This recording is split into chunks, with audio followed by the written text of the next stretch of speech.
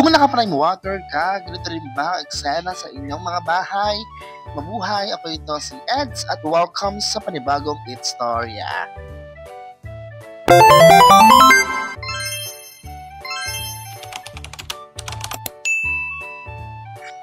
Dito sa Barangay Cota, Lucena City ay pahirapan ng tubig. Simula kasi nang makuha ng prime water ang sistema ng patubig dito sa aming bayan, hindi ko na maisip at naalala kung kailan nga ba tumulong ng malakas at mahusay dito sa aming lababo. Kaya naman pambihirang karanasan talaga ang aming dinadanas kapag kailangan namin mag-ipon ng tubig. Alas 3 ng hapon ito kahapon nang ako na mismo ang ipon ng tubig. Kasi si Mother wala. Siya talaga yung nag-iipon ng tubig. Kudos kay may Mother Earth dahil talagang napakasipag niya mag-ipon ng tubig. So dahil wala siya at ako lang ang tao sa bahay, ako na yung nag-ipon ng tubig. At talagang napakahirap magkadlo ng tubig. Dito lang sa ilalim ng lababo tumutulo. The rest wala ng supply. Wala ng daloy ng tubig. Talagang ka sa inis kasi sobrang nakaka-stress kapag walang tubig. Lalo na ngayon, tag-init. Kaya naman talagang kailangan natin ng supply ng tubig. Sobrang sakit na ng kilikili ko dyan. At alam nyo ba, yung tulong dito sa amin, I think mula alas 3 hanggang alas 5 ng hapon, 2 hours lang siya na mas hindi ganun kalakas yung tulong ng tubig. So, kailangan mo siya talagang tiyagain at makaipon ng ilang mga tubig para may gagamitin kasi yung pang-araw-araw na pamumuhay. And then, yung mga kapitbahay namin dito sa aming subdivision, majority of them ay nagpagawa na ng pump, nagpagawa na ng mga tangke para kapag may tulo, ay talagang makakapaipon sila agad. Kaya talagang sobrang hirap na ng sistema ng tubig. Kaya ito ang aking scenario talaga naranasan ngayon.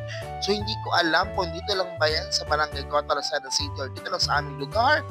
Baka naman nagkakamali lang ako. Pero, for sure, sana naman dumating yung araw na naniniwala ako na bumalik sa dating sigla yung pusay ng supply ng tubig dito sa Lucena City. Kasi, nagbabayad naman kami ng maayos, nagbabayad naman kami ng tapat. Kaya napakahalaga talaga na mayroong maayos na patubig dito kasi ang tubig ay buhay.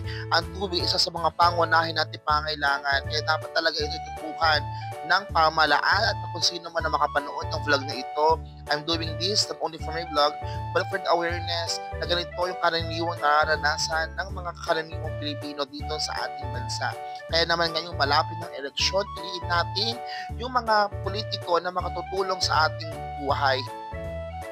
Pagkatapos ng isang oras ng pagkakatlo ng tubig, ito nga pala mga naipong kong tubig dito sa aming bahay na mamaya ay ubos na din niya kasi maglalaba kami, magbukas ng mga pinggan. Ganito kahirap talaga at ganito ang kakapusan sa tubig na aming naranasan dito sa aming barangay.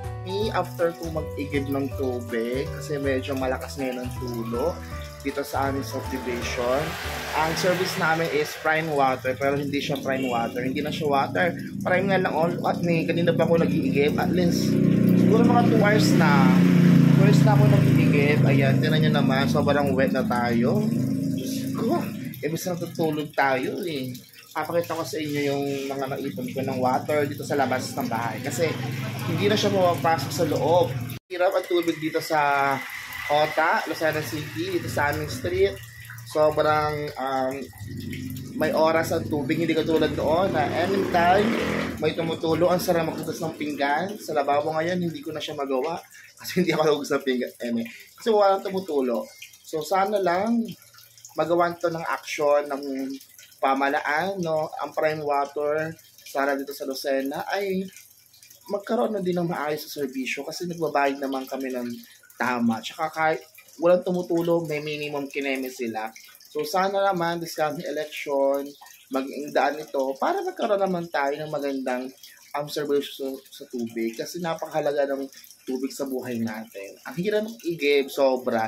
Nakakapuyat, tapos takang oras, at nakaka-stress. So sana lang maging maayos na ang daloy ng tubig dito sa Lucena City. Kasi tinayin nyo naman, kaya yung mga boboto, ngayong eleksyon, isipin niyo mabuti kung karapat-dapat ba ito. Yun lang, bye.